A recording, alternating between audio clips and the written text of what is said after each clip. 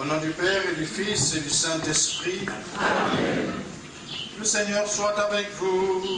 Et avec votre esprit.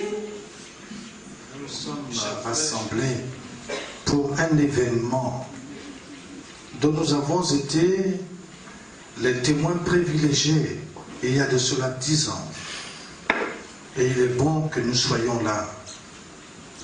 La plupart des prêtres qui m'entourent n'étaient pas là au départ. Mais pour nous qui avons vu et qui avons vécu, il est bon que nous soyons avec vous pour célébrer les commencements de ce que vous vivez maintenant. Et rendre grâce à Dieu pour cette, comme dit Ézéchiel, pour cette eau qui jaillit du nord, qui sort de dessous l'autel et qui va se répandre, qui devient un fleuve, un fleuve, un fleuve. Nous demandons que cette action de la Vierge devienne un fleuve immense qui recouvre toute l'Afrique. Mais tout dépend du cœur de chacun. Le cœur de chacun qui est tourmenté et qui est plein de poussière, notre cœur qui est plein de choses qui ne plaisent pas à Dieu, alors nous allons demander pardon au Seigneur en reconnaissant ce que nous avons fait de mal. Ton Fils unique en mourant sur la croix a voulu que la Vierge Marie, sa mère, soit aussi notre mère. Accorde à ton Église, soutenue par son amour, la joie de donner naissance à des enfants toujours plus nombreux et de les voir grandir en sainteté et d'attirer à elle toutes les familles des peuples. Par Jésus-Christ, ton Fils, notre Seigneur et notre Dieu, lui qui règne avec toi et le Saint-Esprit, maintenant et pour les siècles des siècles.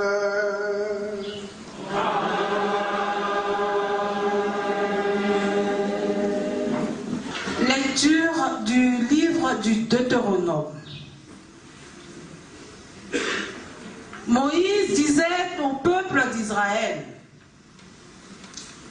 interroge les temps anciens qui t'ont précédé, depuis le jour où Dieu créa l'homme sur la terre. D'un bout du monde à l'autre, est-il arrivé quelque chose d'aussi grand? A-t-on jamais connu rien de pareil?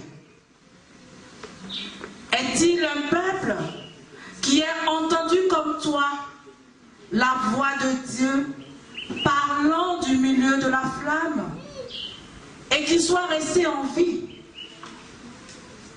Est-il un Dieu qui ait entrepris de se choisir une nation, de venir la prendre au milieu d'une autre, à travers des épreuves, des signes, des prodiges et des combats, par la force de sa main et la vigueur de son bras, et par des exploits terrifiants, comme tu as vu le Seigneur ton Dieu le faire pour toi en Égypte?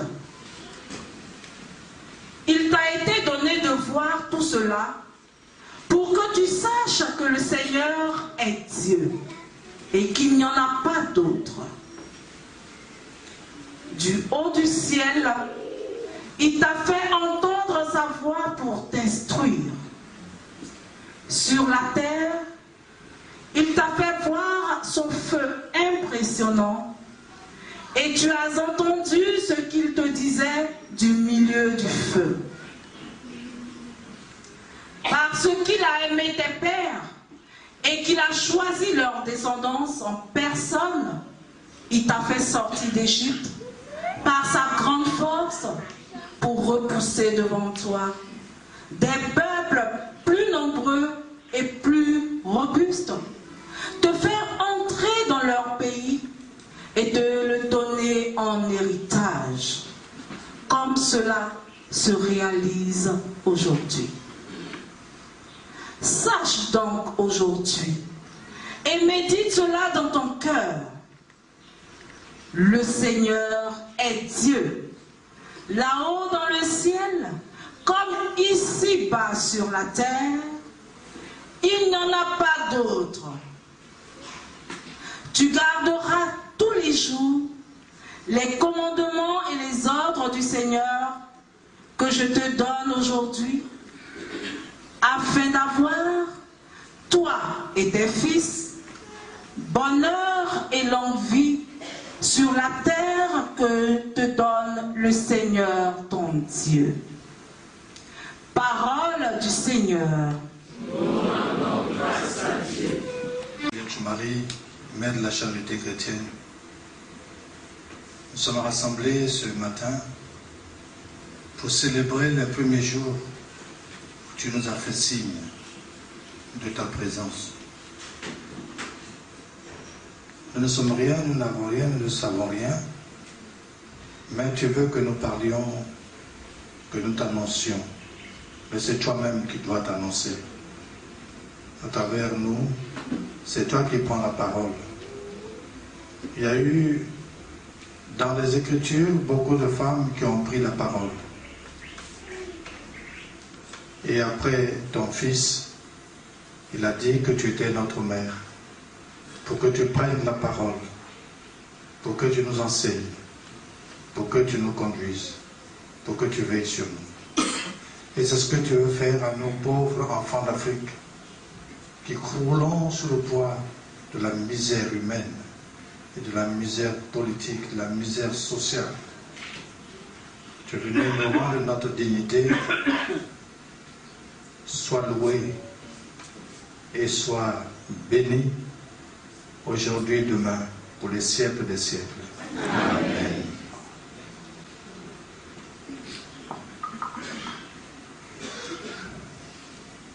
Mes frères et mes sœurs, regardez quelque part au fond, regardez, tout près du mur, voilà, vous avez regardé, vous avez vu quelque chose? Rien du tout. Et pourtant, tout a commencé là. Tout a commencé là. Le jour où Chantal a entendu une voix qui lui disait, n'est-ce pas, de se suicider. C'était une lutte entre elle et son mari. Et tout a commencé là. Était-ce le sacrifice d'Isaac qui a été mal interprété par Abraham, qui pensait qu'il fallait tuer son fils? Dieu n'avait pas dit qu'il fallait tuer le fils. Il a dit d'offrir son fils. Était-ce cela qui lui était demandé? Aujourd'hui, nous comprenons. C'est l'offrande de sa vie au Seigneur dans les mains de la Vierge Marie. C'est la consécration de sa vie au Seigneur dans les mains de la Vierge Marie. Nous bénissons le Seigneur pour Chantal.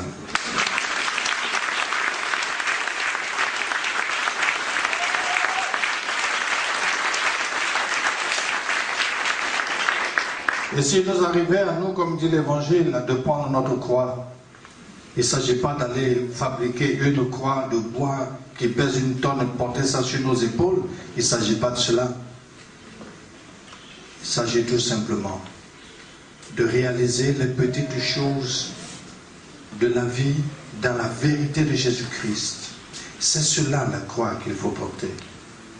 Et ainsi, nous consacrons notre vie dans les mains de la Vierge Marie à notre Dieu. Celui qui prend sa croix et qui me suit est sauvé. Celui qui veut garder sa vie pour soi va la perdre. Nous voilà donc rassemblés en ce midi, au moment où Jésus, c'est vendredi aujourd'hui, où Jésus est crucifié sur la croix. C'est la 9e heure, non c'est pas la 9e heure, la 6e heure, c'est bien la 6e heure. À midi, c'est la 6e heure, c'est là qu'il a dit, il a crié, il a poussé un cri vers son Père, pourquoi m'as-tu abandonné? Alors à partir de ce moment, il y a eu des ténèbres, il y a eu des nuages, il y a eu le tonnerre qui a grondé jusqu'à 3 heures. Et alors il a dit, Père, en tes mains, je remets mon esprit. Voilà donc rassemblés à un moment fatidique, un moment sacré, un moment saint de notre cheminement sur la terre, où Jésus, sur la croix, crie vers son Père pour présenter la misère du peuple à son Père. Et c'est en ce moment-là que nous célébrons cette Eucharistie comme pour présenter à Dieu toutes nos misères, surtout les misères morales et spirituelles. Alors je disais que tout a commencé là. Et le Père Guy était le tout premier. D'abord pour une question matrimoniale entre Florent et son épouse. Il a préparé le mariage, bref, j'en passe. Et puis, à partir de là, l'œuvre de la Vierge Marie a commencé à travers notre chère Chantal. Et quand nous sommes arrivés, appelés précipitamment par le Père Guy, nous trouvions Chantal couchée dans son salon avec le sang qui giclait de ses mains. On se demandait qu'est-ce que c'était Manon, qu'est-ce que c'est? Et ensuite le sang qui giclait de ses pieds, on dit mais ça a tout l'air d'être des stigmates. C'est-à-dire ça a tout l'air d'être un corps qui se laisse façonner par le Christ pour plaire au Christ. Le sang qui giclait du front. Alors on s'est dit quelque chose est en train de se passer. Et en ce moment-là, elle écrivait sans regarder, couchée. Quand la parole lui était donnée, elle écrivait sur un papier, elle écrivait droit sur un papier qui était coupe. Elle écrivait même dans une langue étrangère que personne ne comprenait, avec des signes. Et les choses ont débuté ainsi. C'était là, et ça a continué dans son salon. Et nous demandions Manu. Et puis nous, on dit le compte. En baoulé, je ne sais pas comment on dit. Comment on dit? Mais vous parlez tout à la fois, je ne comprends rien. Bon. Un jour, soit un bien. En baoulé, dit quoi? Et tes soins. Et en Joula, on dit quoi? Ouais, un bélier. Alors, il faut parler les langues. Et du coup, c'est trop compliqué. Comment? Adjoko dit quoi? Erika? Ah, ouais, bien sûr, j'ai compris quelque chose. Komblanoui. Est-ce que c'est? Et aujourd'hui, nous savons ce que c'est. Et celle qui ainsi voulait se manifester, voulait passer par elle pour présenter, manifester sa présence, a dit qu'elle s'appelait Mère de la Charité chrétienne. Alors qu'est-ce que c'est que Marie, Mère de la Charité chrétienne? J'en avais déjà parlé tout à fait au début, quand j'étais à Blocos. Sur la croix, Jésus a dit, Jean, voici ta mère. Prends-la comme ta mère. Mais lorsque quelqu'un fait une offre, c'est avec tout son cœur, c'est avec toute son âme. C'est l'œuvre de sa charité. C'est avec tout l'amour dont il est capable. Oh, l'amour de Dieu est incommensurable. Et Saint Jean dit, il nous a aimés jusqu'à l'extrême. Jusqu'à l'extrême. Et dans cet extrême, il nous dit, voici votre mère. Ce n'est pas quelqu'un ainsi qui dit comme ça, écoute, je voyage au culte de ma mère. Non. Il dit, c'est ta mère.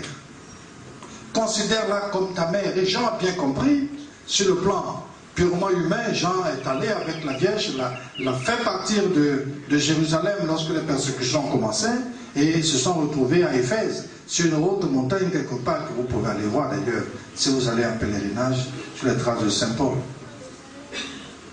Elle reviendra plus tard. Mais Jean l'a vraiment prise comme sa mère. Et tous les apôtres ont bien compris ce que cela voulait dire. Marie réalisait la présence de Jésus au milieu d'eux. Et c'était leur maman. C'était véritablement leur maman. Or, les apôtres constituaient, n'est-ce pas, le pilier de cette église, de cette fraternité en Christ que Dieu a voulu. Et Marie est donc la mère de cette œuvre que Jésus a voulu sur la terre des hommes. Rassembler tous les hommes dans l'unité. Ça dit faire église, ça dit faire fraternité. Marie est la mère. Et c'est elle, une maman peut ne pas biologiquement mettre un enfant au monde, mais une maman met tout enfant au monde dans l'accueil qu'elle fait de cet enfant. Et j'ai toujours cette image d'une maman que j'aime bien, et d'une fille qui est sa fille, et qui est une fille adoptée. Et quand la maman parle de cette fille adoptée, elle dit l'enfant que moi-même j'ai mis au monde. Vous comprenez ça? L'enfant que moi-même j'ai, et puis elle fait ce geste, j'ai mis au monde. Et pourtant c'est une enfant adoptée. Et la Vierge Marie, en disant cela, ne nous considère pas seulement comme des intrus, comme des enfants adoptés, nous considère véritablement comme les enfants qu'elle a mis au monde, puisqu'elle a mis Jésus-Christ au monde, et nous sommes les frères et sœurs de ce Jésus-Christ, dont elle nous a mis au monde. Elle est donc la mère de ce que Jésus a voulu faire pour nous. On dit qu'elle est la mère de l'Église. L'Église, c'est la charité de Christ pour nous. L'Église, c'est l'œuvre de l'amour immense de Jésus pour nous. Jésus lui-même, il est la charité du Père pour nous. Il a tellement aimé le monde qu'il a donné son Fils. Mais c'est un acte de charité extrême. Personne ne pourra. Bien sûr, dans notre cosmogonie, on parle de la reine Mablapoku qui a, n'est-ce pas, qui a donné, je ne sais pas si c'était qui a donné l'enfant, et tout. Les gens de, je ne sais pas de quel autre pays, les gens de Grand Laou, ou bien de Grand Laou, eux ils disent qu'ils font le patriarcat parce que la sœur n'a pas voulu donner son enfant, alors l'homme a donné son propre fils qui est l'enfant de sa femme. Alors donc là-bas on fait patriarcat. De l'autre côté on dit c'est la sœur qui a donné son enfant, et puis les animaux se sont mis là et puis ça fait un pont. Enfin, c'est une image extraordinaire. C'est l'image de Dieu qui donne son Fils pour que nous devenions fils, pour que nous puissions passer. Jésus a le lien entre le Père et nous. Il est le pont entre le Père et nous. Et le Père nous le donne pour qu'à travers lui, il soit le chemin par lequel nous cheminions pour aller au Père. Vous voyez, je dis qu'on peut réussir l'évangélisation en Afrique à partir de notre philosophie. Parce que c'est une révélation. Dieu a révélé à nos parents quelque chose de son existence. Et malheureusement, nous n'avons pas saisi tellement cela dans notre théologie. Et nous parlons blablabla, et ça n'entre pas dans le cœur des gens. Dieu est donc le Père, dans sa grande charité, donne le Fils. Le Fils, Fils du Père, dans sa grande charité jusqu'à l'extrême, il donne son corps et son sang pour faire Église. Et dit, ma mère est votre mère. Et à partir de ce moment-là, la Vierge Marie devient la mère de la charité du Christ. Mais puisque nous sommes les fruits de cette charité, de cet amour de Dieu, et dans ce texte qu'on vient de lire tout à l'heure, je crois que c'est dans la première lecture, je pense, la première lecture, Est-ce que c'est la première lecture? Oh non, c'est peut-être l'évangile. Enfin, bref, dans ce texte, comme je l'ai dit tout à l'heure, ce peuple que Dieu s'est acquis doit vivre comme Jésus a vécu. Doit imiter le Christ. C'est dans le texte du dimanche d'ailleurs. Demain, la deuxième lecture dira imiter le Christ. Doit imiter le Christ. De même que Christ a été, nous a aimés jusqu'à l'extrême pour manifester la charité de son Père, de même le chrétien doit imiter le Christ, c'est-à-dire nous aimer entre nous pour manifester la présence de Jésus. Autrement, on ne sait pas comment manifester. Jésus se manifeste. Mais moi, à mon tour, je dois être la manifestation de Jésus pour mes frères. Et la Vierge Marie est ma mère qui me donne des conseils, qui est avec moi, qui exprime son amour, qui me donne courage, elle ne m'abandonne jamais. Alors elle est la mère de la charité des chrétiens. La charité des chrétiens, ou charité chrétienne. Ça veut dire mère de l'Église en charité. Mère de l'Église qui vit de charité. Mère de l'Église qui doit vivre uniquement qui doit se remplir de la charité. Mère de l'Église, mère de ses enfants qui s'aiment les uns les autres. Mère de ses enfants qui constitue une fraternité universelle. Marie, mère de la charité chrétienne. Et quelqu'un m'a dit, c'est vrai, c'est un titre biblique. Elle a porté un nom biblique. Ce n'est pas Notre-Dame de Lourdes. Lourdes, là, ce n'est pas biblique. Ce n'est pas Notre-Dame de Fatima. Fatima, ce n'est pas biblique. Mais le nom qu'elle s'est donné aussi, c'est un nom qui vient de la Bible. C'est ce nom que Jésus lui a donné sur la croix. Voici ton fils. Et voilà pourquoi nous sommes heureux aujourd'hui même si, excusez-moi bien de dire ça, même si Marie n'apparaissait pas, mais je pourrais moi tailler une statue de Marie et lui donner le nom de Marie, mère de la charité chrétienne, faire un sanctuaire et les gens iraient en pèlerinage comme à Souba, comme partout ailleurs. Et Yamsoko, c'est le nom de la paix. On s'en va là-bas. Marie est à Paris là-bas. Je ne sais pas où, ici, on s'en va à Notre-Dame de l'Espérance. Est-ce que Marie est à... Comment on dit? Voilà, de la délivrance, ça nous prend aux entrailles et nous y allons. Mais elle n'a jamais, elle ne s'est pas donné ce nom. C'est moi qui lui ai donné le nom, Notre-Dame de l'Espérance. Comme à la Sainte Famille, quand j'ai pris une petite statuette d'une femme africaine avec le cou bien stressé, bien les femmes barbées là, n'est-ce pas, bien gelées là, j'ai dit, elle va s'appeler Notre-Dame de la Famille. Et à la Sainte Famille, on la venait comme Notre-Dame de la Famille. Mais c'est un Père Sopi. Un Père Sopi, tu connais pas? C'est un morceau de bois qu'on a taillé, et puis j'ai mis là, et puis j'ai dit, elle va s'appeler Marie, Notre-Dame de la Famille. Mais c'est complètement différent. Nous allons en pèlerinage dans les sanctuaires où la Vierge, surtout en Côte d'Ivoire, où la Vierge n'est pas apparue, mais à qui on lui a donné un nom d'une de ses actions, d'une de ses activités. Elle doit veiller sur la famille, elle doit nous délivrer, elle doit nous apporter la paix, elle doit faire ceci, elle doit faire cela. Alors on dit, quand je vais à Souba, on dit, on va aller là-bas pour invoquer Marie. Voilà. Quand je vais ici, je vais là-bas pour invoquer Marie, pour qu'elle me libère.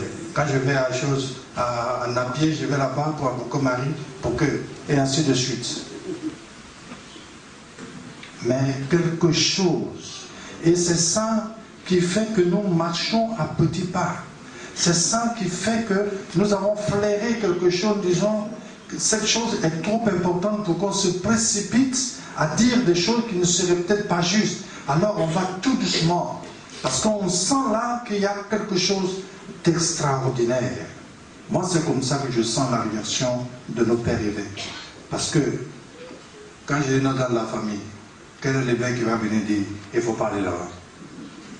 Quand je dis Notre-Dame du bois sacré,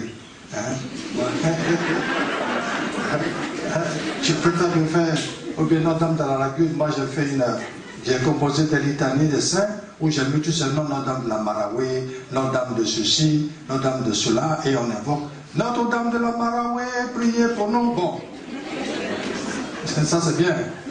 Mais ici, ça sent quelque chose de spécial, de divin.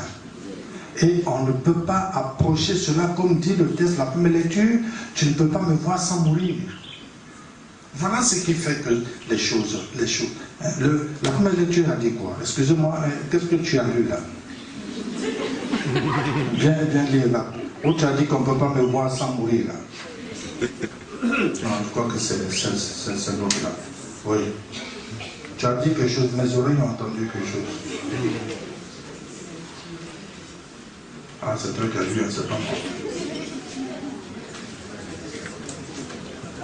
Regardez. Est-il un peuple qui ait entendu comme toi la voix de Dieu parlant du milieu de la flamme et qui soit resté en vie? Et qui soit resté en vie. Vous comprenez? Alors, on a envie de rester en vie, nous. Et de reconnaître les choses d'une façon réelle, dont on ne peut pas parler à la légère. Parce que ce qui se passe ici, si nous ne faisons pas attention, nous pourrions ne pas rester en vie parce que il y a quelque chose de divin qui se manifeste. Et c'est cela qui est, pour vous qui êtes là aujourd'hui, qui avez rejoint les tout premiers, voilà ce que le Seigneur attend. Ici, il y a une vie qui jaillit et que nous ne comprenons pas toujours, mais que nous essayons de comprendre, d'approcher. C'est comme un mystère. C'est comme un mystère. C'est comme un mystère. Et voilà pourquoi nous sommes, tout en étant heureux, gonflés, parce que nous sommes peut-être les premiers privilégiés, mais nous faisons en même temps attention de ne pas, n'est-ce pas, mal danser. Mal danser pour que nous ne tombions pas. Et maintenant que Marie est notre mère, maintenant que j'essaie de vous expliquer en quoi est-ce que c'est mère de la charité chrétienne. On dit que la charité chrétienne, ça veut dire c'est elle est la mère de notre manière de vivre. Mais quelle est notre manière de vivre? Et c'est ici l'école de la charité. C'est ici, elle vient nous apprendre une manière de vivre, mais qui n'est pas différente de l'évangile. Elle vient simplement nous interpeller sur la parole de son Fils. Elle a dit, faites tout ce qu'il vous dira de faire. Tournez toujours vos regards vers le Fils. Écoutez sa parole nuit et jour. Et on a dit ici, dans ce texte, je crois qu'elle a lu aussi, la méditation de la parole de Dieu donne la vie. Celui qui médite nuit et jour, la parole de Dieu, n'est-ce pas, vivra pour toujours. Ses fils seront bénis. La bénédiction sera sur sa maison. Alors, nous sommes interpellés. Quand nous venons ici, et surtout aujourd'hui, nous devons pouvoir lui dire, merci Marie de m'avoir appris à aimer mon frère. Merci Marie que tes messages m'aient conduit à faire la paix dans mon foyer. Merci Marie que tes messages m'aient conduit à récupérer ma fille que j'ai chassée de la maison parce qu'elle portait un bébé. Merci Marie parce que tes messages m'ont permis de comprendre que je n'ai pas à juger les autres. Comme dit Saint Paul, que ce qui sort de ma bouche ne soit pas des paroles de malédiction, mais plutôt des paroles de bénédiction. Merci Marie parce que j'étais très nerveuse avant de venir. Et ton apôtre Paul a dit, demain dans la première lecture, deuxième lecture on entendra, il a dit d'abandonner tout ce qui est colère, tout ce qui est nervosité. Merci Marie de m'avoir fait prendre conscience que c'est la vérité de ma vie, que c'est comme ça que je dois vivre, que je dois abandonner ma colère, que je dois abandonner ma nervosité, que je dois abandonner mes turpitudes, que je dois Abandonner tout ce qui ne sert pas le nom, ne plaît pas à Dieu. Et c'est ça que ma croix, merci Marie m'a fait comprendre que c'est ça ma croix. Me libérer de tout ça, c'est une croix. Mais Jésus a dit, cette croix, elle est facile à porter et elle est légère. Voilà la leçon, simplement, que je voulais partager avec vous. Si vous venez ici, ayez au cœur de demander à la Vierge Marie la grâce d'une charité débordante, la grâce d'une charité à l'extrême. Lui, Jésus a donné sa vie pour tous. Marie devient notre mère à tous, même si on l'insulte, elle est notre mère. Il n'y a que elle qui soit la seule femme au monde qu'on insulte. Et encore, c'est la maman de notre Dieu. La seule femme au monde qu'on insulte. Écoutez, le pape François encore lui a dit, mais Esther Saint-Père, et si quelqu'un gifle ta mère, qu'est-ce que tu fais? Il dit, mais je lui envoie un coup de poing. C'est tout. Ma mère. Tu gifles ma mère. Mais enfin, tu gifles ma mère, et puis je vais te regarder, et puis celui qui t'a giflé va dire, ah, Jésus a dit, si on te gifle une jour. Mais c'est pas moi que tu as giflé, c'est ma mère. Toi aussi je vais te gifler, et puis maintenant tu présentes d'autres jours. Ma mère, la matrice du monde, ma mère qui porte la vie. Comment se fait-il que Marie la Vierge soit la seule femme au monde qu'on vilipende, tout en faisant honneur à sa propre mère, tout en se mettant en colère contre celui qui insulte ma propre mère biologique? Mais quel scandale, quelle faute! Et ce que nous faisons vis-à-vis de nos frères qui parlent ainsi de notre mère, si Dieu le faisait à notre endroit, qu'est-ce que ça serait? Nous disparaîtrions de ce monde. Et pourtant, dans son immense amour, il aime même ceux qui l'insultent. Et Marie est même la mère de tous ceux qui ne la connaissent pas, mais ceux qui connaissent son nom et qui l'insultent. Et nous sommes les enfants de cette charité. Nous devons imiter le Fils, nous devons imiter la mère. Ici, là, c'est ça, c'est une école. Personne ne dira pourquoi vous êtes à l'école de la charité. Personne ne pourrait le dire. Pourquoi êtes-vous à l'école de la charité? C'est un haut lieu de spiritualité où que j'aimerais être affecté ici pour toujours et vous conduire dans cette charité, mais ça ne dépend pas de moi.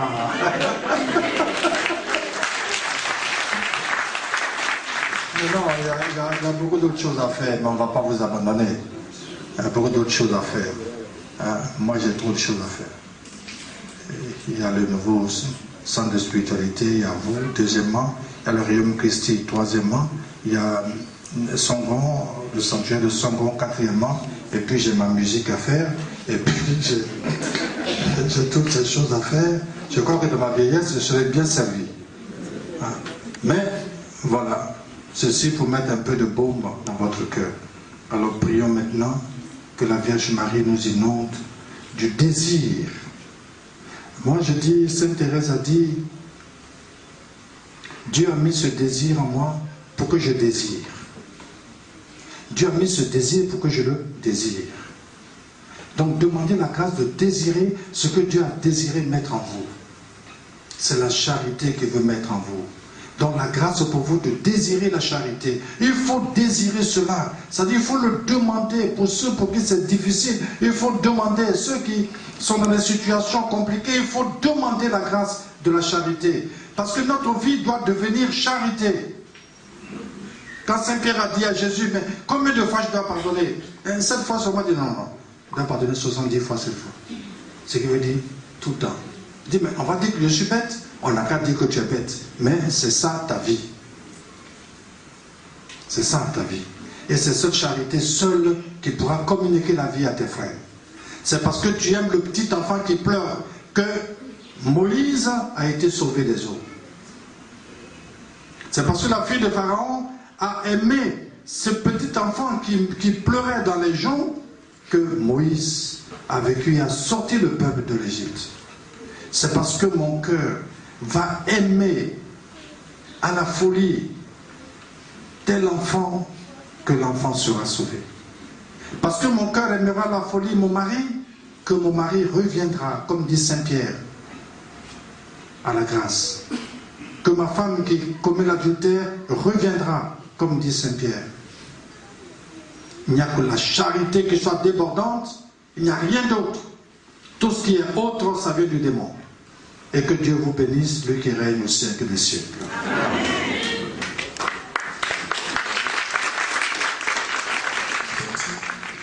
Depuis 10 ans, je suis avec vous.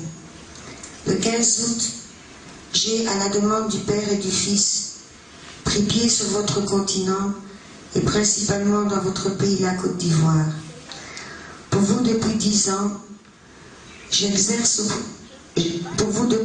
j'intercède auprès du Père et du Fils afin qu'il me permette d'étendre sur tous les habitants de cette nation mes grâces.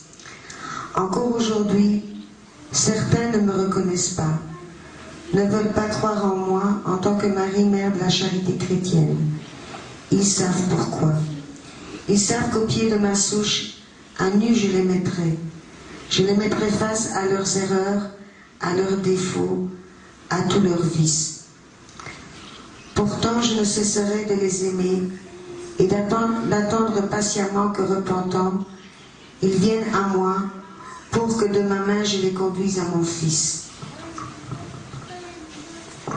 Vous, enfants, qui me fêtez aujourd'hui, sachez que je suis présente parmi vous et que mon regard est posé sur chacun de vous. Pour vous, je suis venue. Pour vous, je suis une mère, celle qui peut tout entendre, celle qui peut tout supporter, celle qui est capable de surmonter des montagnes pour donner à ces petits ce dont ils ont besoin. Pour vous, vos terres avec les anges, je continuerai à les labourer. Vos chemins, vos pistes de mon bâton de pèlerine seront martelés.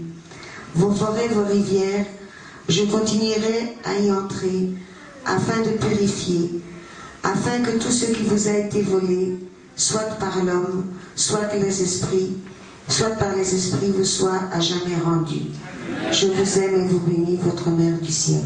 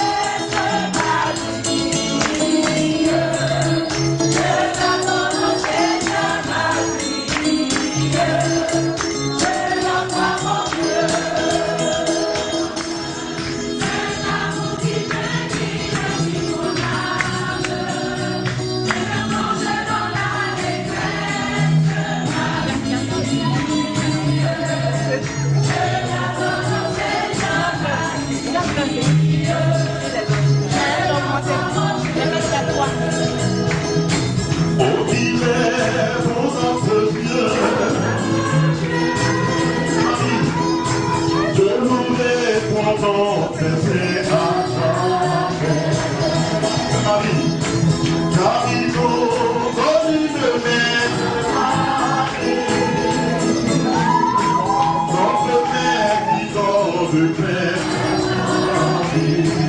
Il a trahi.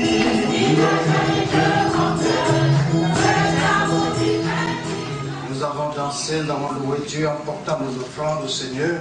Et maintenant, prions ensemble au moment d'offrir le sacrifice de toute l'Église. Pour la gloire de Dieu et le salut du monde. Accueille, Seigneur, nos offrandes pour en faire le mystère de notre salut. Que sa puissance brûle nos cœurs, du même amour que la Vierge Marie, mère de l'Église et de la charité chrétienne, afin que nous puissions plus intimement participer avec elle à l'œuvre de la rédemption. Par Jésus le Christ, notre Seigneur. Amen.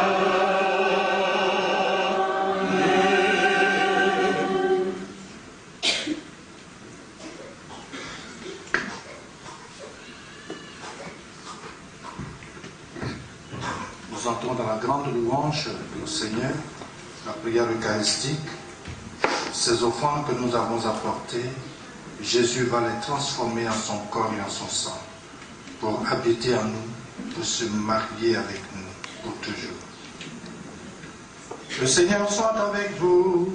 Et avec votre esprit. Élevons notre cœur. Nous retournons vers le Seigneur. Rendons grâce au Seigneur notre Dieu. Cela est juste et bon. Vraiment, il est juste et bon de te rendre gloire, de t'offrir notre action de grâce toujours et en tout lieu. À toi, Père très saint, Dieu éternel et tout-puissant. Pour célébrer la Vierge Marie, c'est à toi que s'adressent nos louanges. En accueillant ta parole dans un cœur immaculé, elle a mérité de la concevoir dans son sein virginal. En donnant naissance à son Créateur, elle a préparé les commencements de l'Église. En recevant au pied de la croix le testament d'amour de son Fils, elle a reçu pour fils tous les hommes que la mort du Christ a fait naître à la vie divine. Quand les apôtres attendaient l'Esprit, benedicam vos omnipotens Deus, Pater, et Filius, et Spiritus Sanctus.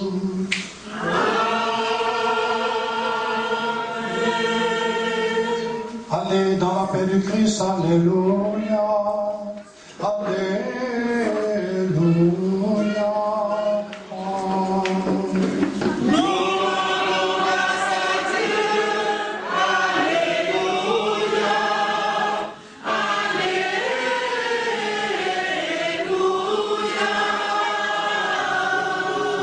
La procession.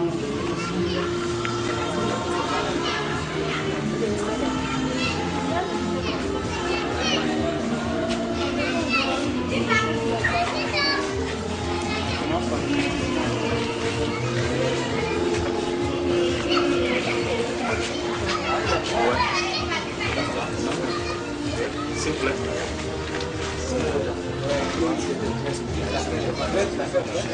Ces livres qui viennent de notre grande recherche soient des stands d'accueil et surtout de transformation personnelle de la foi, qui règne au siècle des siècles. Amen.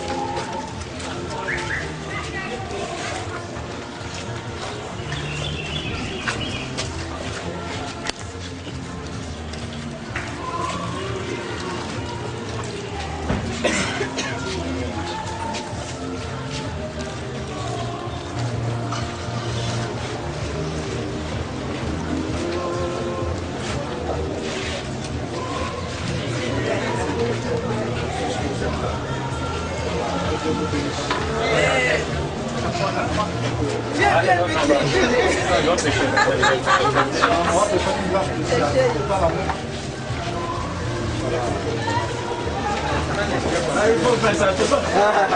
Les ancêtres ont tissé avec le démon. Avec le démon, avec le diable. Et donc,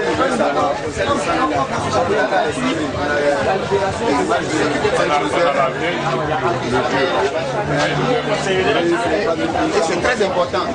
Venez que je vous explique un peu. Si vous ne...